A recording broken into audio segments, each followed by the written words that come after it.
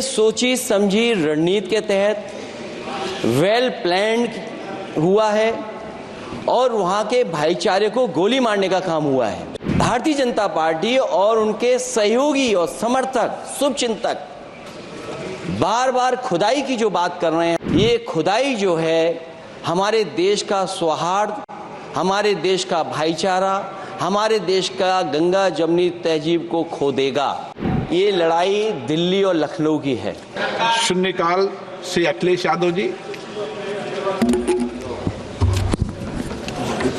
मैं धन्यवाद देना चाहता हूं अध्यक्ष महोदय आपका।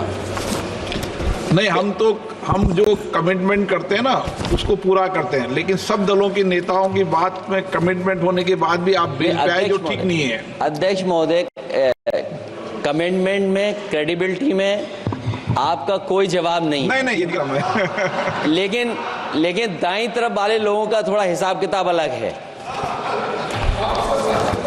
अध्यक्ष महोदय, मैं धन्यवाद देता हूं आपका कि आपने बहुत महत्वपूर्ण घटना पे मुझे बोलने का अवसर दिया है। संभल जो इसलिए जाना जाता था कि भाईचारे के साथ वहां रहते हैं लोग, वहां अभी से नहीं, सदियों पुराना भाईचारा हजारों साल से इसी तरह रहते आए हैं। लेकिन अचानक ये जो घटना हुई है, ये सोची समझी रणनीति के तहत वेल प्लान्ड हुआ है और वहां के भाईचारे को गोली मारने का काम हुआ है। जो घटना हुई है वो सोची समझी साजिश है। वहां जो खुदाई की बात लगातार अध्यक्ष महोदय देश में कोने कोने पर भारतीय जनता पार्टी और उनके सहयोगी और समर्थक शुभचिंतक बार बार खुदाई की जो बात कर रहे हैं अध्यक्ष महोदय, ये खुदाई जो है हमारे देश का सौहार्द, हमारे देश का भाईचारा, हमारे देश का गंगा जमुनी तहजीब को खो देगा। मैं आपका धन्यवाद इसलिए भी देता हूं कि इस महत्वपूर्ण जो साजिश हुई, और वो साजिश सोची समझी इसलिए मैं बोल रहा हूं। उत्तर प्रदेश का चुनाव था, पहले 13 तारीख को चुनाव होना था और 13 तारीख के चुनाव को उन्होंने बढ़ा करके 20 तारीख कर दिया। और इस जो घटना है मैं आपके सामने पढ़ना चाहता हूं। अध्यक्ष महोदय, ये यात्रा रुकी क्यों नहीं है? यात्रा ले जाओ दूसरी तरफ। अध्यक्ष महोदय, संभल की शाही जामा मस्जिद के खिलाफ 19/11/2024 को सिविल जज सीनियर डिवीजन छंदौसी संभल में एक याचिका डाली गई। कोर्ट ने दूसरे पक्ष को, अध्यक्ष महोदय सुनिए, ये सुनना चाहिए, हम यूं ही नहीं कहते थे। आप तो संक्षिप्त में बोले। अध्यक्ष महोदय, हम यूं ही नहीं कहते थे कि संविधान ये मानती नहीं सरकार। हम यूं ही नहीं कहते थे कि संविधान नहीं मानती।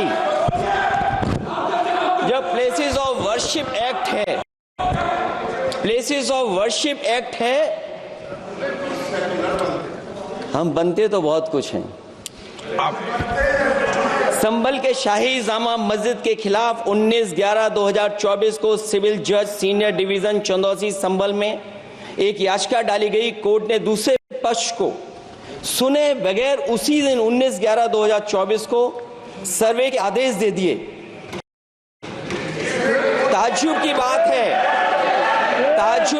है, संभल के जिलाधिकारी संभल और पुलिस अधीक्षक संभल आदेश को पढ़े बगैर 2 घंटे के बाद सर्वे के लिए पुलिस बल के साथ शाही जामा मस्जिद पहुंच गए। जामा मस्जिद की कमेटी, जनप्रतिनिधि, उलेमा इकराम, सभी अधिवक्ताओं ने सहयोग दिया।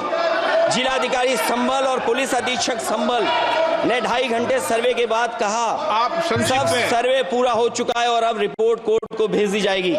लेकिन दिनांक 22/11/2024 फ्राइडे को जुमे की नमाज के लिए लोग नमाज अदा करने के लिए जामा मस्जिद पहुंचे, लेकिन पुलिस प्रशासन ने बैरिकेड लगा दिया ताकि लोग नमाज न पढ़ सकें।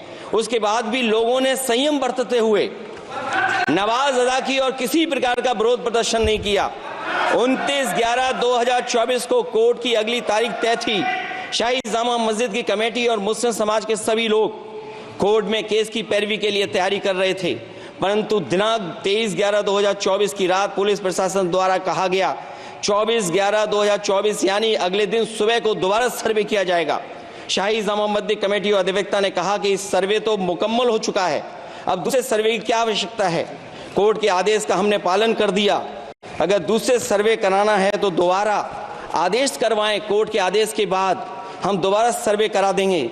लेकिन जिलाधिकारी संभल और पुलिस अधीक्षक संभल ने कोई सुनवाई नहीं की और तानाशाही दिखाते हुए सुबह के वक्त से पहले शाही जामा मस्जिद आ गए। शाही जामा मस्जिद कमेटी और मुस्लिम समाज के लोगों ने फिर भी धैर्य रखा और दोबारा सर्वे के लिए अंदर ले गए। सर्वे के दौरान करीब 1.5 घंटा बाद जब जनता को सूचना मिली तो वो इकट्ठा होना शुरू हो गए। लोगों ने सर्वे का कारण जानना चाहा तो सर्किल ऑफिसर ने उनके साथ गाली गलौज की और लाठीचार्ज करवाकर बुरी तरह जख्मी कर दिया। इसका विरोध करते हुए चंद लोगों ने पत्थर चलाए, जिसके बदले में पुलिस के सिपाही से लेकर के अधिकारियों तक ने अपने सरकारी और प्राइवेट हथियारों से गोलियां चलाईं, जिसका वीडियो रिकॉर्डिंग है, जिसके एवज में दर्जन लोग गोलियों से घायल हो गए हैं।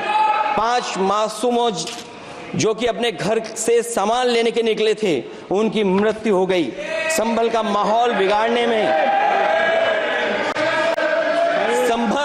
संभल का माहौल बिगाड़ने में याचिका दायर करने वाले लोगों के साथ पुलिस और प्रशासन के लोग जिम्मेदार हैं। इनको निलंबित किया जाना चाहिए और हत्या का मुकदमा चलाया जाना चाहिए, जिससे कि लोगों को इंसाफ मिल सके और आने वाले समय में कोई इस प्रकार की संविधान के खिलाफ और गैर कानूनी घटना को अंजाम न दिया जा सके। अध्यक्ष महोदय,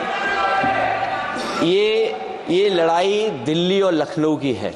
नो प्लीज कभी दिल्ली पहुंचे थे जिस रास्ते, वही लखनऊ वाले उसी रास्ते पहुंचना चाहते हैं। उज्जर रमन सिंह जी 2 मिनट बोल रहे, आप 1 मिनट बोल रहे हैं। हो गया विषय आपका अखिलेश जी, विषय हो गया आपका।